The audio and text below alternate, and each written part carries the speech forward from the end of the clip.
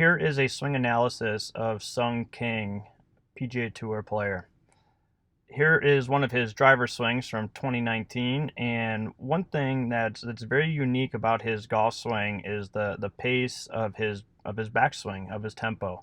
But as far as mechanics go, he's pretty much really sound and creates a lot of body rotation and extension.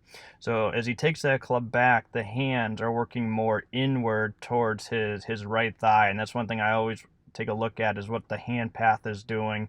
And the hands are working more inward with his driver and his irons as well.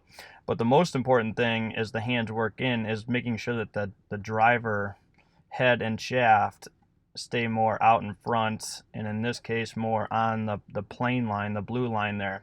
As he continues his backswing, he's rotating and tilting his shoulders in addition to extending his spine. So his spine starts to get longer through the shot here as he continues back. And as he does that, as he extends his spine, the shaft becomes more vertical. So it gets more up in the air.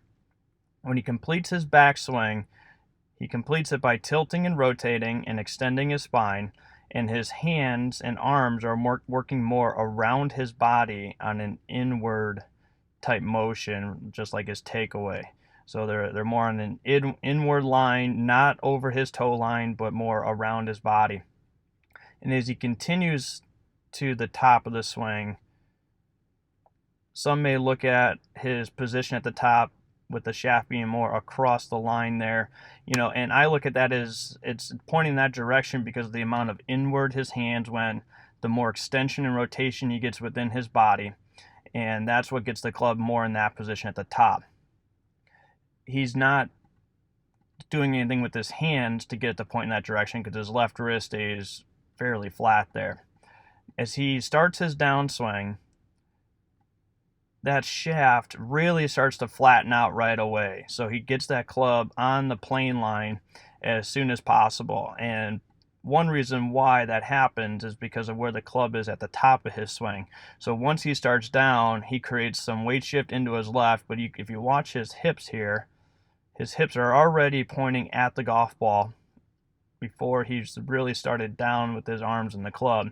And then as he continues, he just rotates as fast as he can, and that club just follows the plane, even gets a little bit under plane, which is fine. He hits more of a draw.